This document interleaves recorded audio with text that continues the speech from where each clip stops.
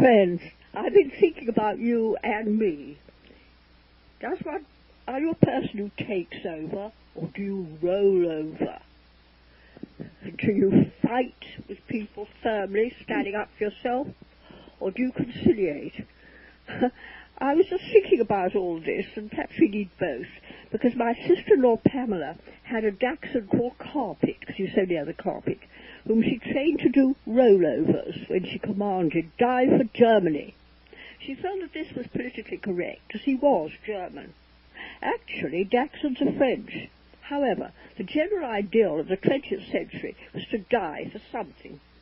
During the Piscean Age, the outgoing arrow of Mars, of heroes, had become the sacred heart of Venus, the arrow turning inwards, piercing the red heart from which blood flowed into a chalice. I remember having a fierce argument with a Hindu friend who, when I objected to the god Rama putting his wife on a fire twice to test her virtue, she survived, said that the great glory of woman was self-sacrifice. I noted this was to give power to men, husbands and sons. We in the West were taught to honour the chaste Roman matron Lucrece, who, on having been raped, first told her husband that he might avenge his honour, then conveniently stabbed herself, thus saving her husband from the disgrace of having a raped wife. Men did not escape this rollover indoctrination, where it was worse for them. I remember an Irish girl saying to me during the Second World War, "I don't care what army a man is in as long as he's fighting." As for me, like millions of women, I was overwhelmed with admiration for women marquis, who endured torture and death for France. The test, of course, was on the correctness of your choice of ideals. Or was it? The overriding passion of the last century was to live and die for some ideal, whatever it was. No wonder our planet is in such danger from genocidal weapons and total destruction. There is a gender difference in our behaviour regarding rollovers. It used to be a primary requirement for women in their relationship to fathers, husbands and sons, the three obediences. I used to wonder why women did not bring cases of cruelty and abuse to court. Then I realized that for thousands of years women were subject to the care of large families when men had superior strengths and also control of the family income. Rollover obedience was a case of survival for oneself and one's helpless children. Now the situation is changing. A woman can use a gun. We have legal protection in many countries, not all. All over the world, women, gay men and women, and persecuted racial minorities defend themselves. But how and when? On a personal level, do we dare report cases of cruelty to animals, to children, to immigrant workers? Do we fear our neighbours? In a greater scale, when do we go to war to protect persecuted minorities in order to hand them democracy?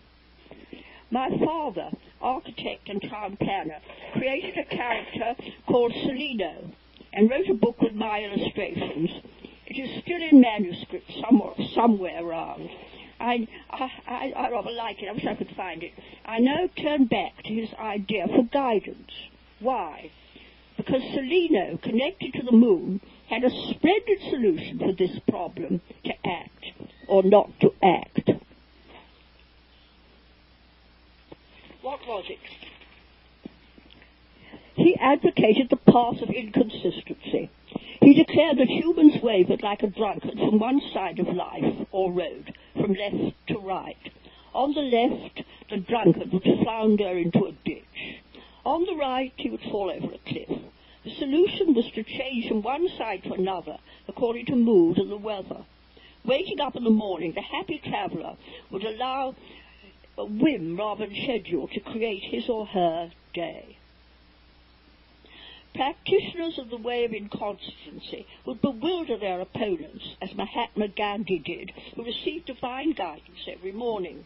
His political opponents could never guess what he was going to do, nor did he, until the guidance had turned up. What a creative way to live. Oh dear. I remember a painful choice I had to make when attending a funeral for a citizen of Clonegall. The wake was the usual solemn affair with mourning relatives, the corpse reverently on view, shrouded and surrounded with candles and holy pictures. His face looked like marble.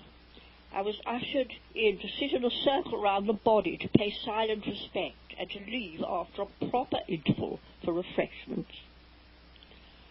Oh, ghastly happening! As I gazed at the corpse with his closed eyes and folded hands, I distinctly saw him move. What was I to do? Could I let him be buried alive?